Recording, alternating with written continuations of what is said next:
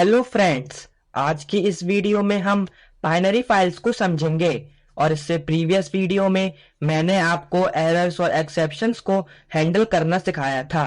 अगर आपने वो वाली वीडियो नहीं देखी है तो राइट साइड में आई बटन पर क्लिक करके जरूर से देख लीजिए। तो चलिए अब हम स्टार्ट करते हैं। तो दोस्तों, आपको पता ही होगा कि बाइनरी फाइल्स में डेटा स्ट्रीम ऑफ बाइट्स के फॉर्म में स्टोर होता है। डेटा को स्टोर करने के लिए कोई ट्रांसलेशन या स्पेसिफिक टाइप की इनकोडिंग यूज नहीं होती है, जिससे बाइनरी फाइल्स को राइट या रीड करना फास्टर और इजी हो जाता है। बाइनरी फाइल्स के स्ट्रक्चर और हिरार्की को मेंटेन करने के लिए पहले डेटा सीरियलाइज्ड होता है और फिर बाइनरी फाइल्स में स्टोर होता है। तो दोस्तों, सीरियलाइजेशन को हम पिकलिंग भी कहते हैं। ये एक ऐसा प्रोसेस होता है जिसमें हमारा डेटा बाइट स्ट्रीम में कन्वर्ट होता है और फिर फाइल में राइट होता है। और डी सीरियलाइजेशन को हम अनपिकलिंग भी कहते हैं। ये पिकलिंग का इनवर्स प्रोसेस होता है, जिसमें बाइट स्ट्रीम वाला डेटा रीडेबल डेटा में कन्वर्ट होता है, जिससे हम बाइनरी फाइल्स में डेटा को इजीली रीड कर सके। तो डेटा को सीरियलाइज या डी सीरियलाइज करने के लिए हम पाइथन में पिकल मॉड्यूल का यूज करते हैं।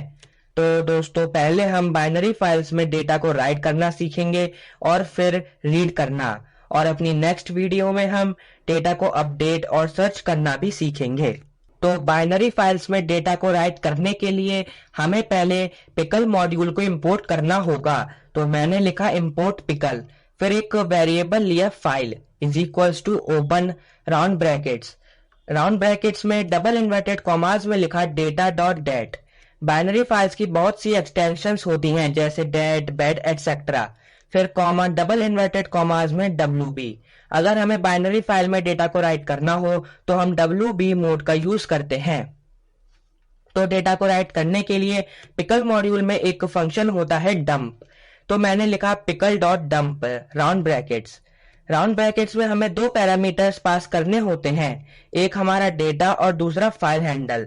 तो मैंने डबल इन्वर्टेड कॉमास में अपना डेटा एंटर कर दिया, फिर कॉमा और अपने फाइल हैंडल फाइल को पास किया और फिर फाइल को क्लोज किया, फाइल डॉट क्लोज, और फिर अपने प्रोग्राम को रन किया।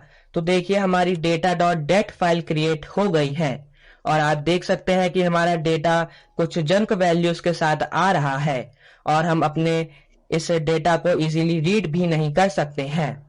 हम अपने डेटा में लिस्ट, टपल और डिक्शनरी को भी पास कर सकते हैं। तो जैसे मैंने एक डिक्शनरी डी क्रिएट की विद कीज 1, 2 एंड 3 और कुछ रैंडम वैल्यूज एंटर कर दी और फिर डंप फंक्शन में डी को पास किया और फिर प्रोग्राम को रन किया। तो देखिए डेटा डॉट डेट फाइल में हमारा डेटा स्टोर हो गया है। हम बाइनरी फाइल में डेटा को अपेंड भी कर सकते हैं। तो मैंने WB मोड को AB से चेंज किया, फिर डी डिक्शनरी में डेटा को अपडेट किया, कीज 4, 5, 6 और कुछ रैंडम वैल्यूज एंटर की और फिर से प्रोग्राम को रन किया। तो देखिए डेटा डॉट डेट फाइल में हमारा डेटा अपेंड हो गया है, लेकिन हम इस डेटा को अभी इजीली रीड नहीं कर सकते हैं। तो इस डेटा को इजीली रीड करने के लिए हमें पहले इस डेटा को डी सीरियलाइज करना होगा।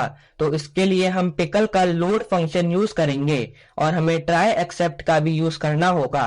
तो मैंने पहले AB को RB मोड से चेंज किया, फिर एक एंटी डिक्शनरी D को क्रिएट किया, फिर लिखा try colon while true colon D is equals to pickle dot load round brackets में फाइल को पास किया और फिर प्रिंट D, फिर लिखा except EOF error colon file dot close और फिर प्रोग्राम को रन किया। तो देखिए आउटपुट में हमारा डेटा डॉट डेट फाइल का डेटा आ रहा है। तो दोस्तों, अब आपको बाइनरी फाइल्स को राइट और रीड करना अच्छे से समझ आ गया होगा। अगर अब भी आपके मन में कोई डाउट हो तो आप मुझसे कमेंट सेक्शन में भी पूछ सकते हैं, या आप हमारे टेलीग्राम चैनल और कम्युनिटी को भी ज्वाइन कर सकते हैं। और अपनी नेक्स्ट वीडियो में हम बाइनरी फाइल्स में डेटा को अपडेट और सर्च करना सीखेंगे। तो चलिए अब हम मिलते हैं अपनी नेक्स्ट वीडियो में।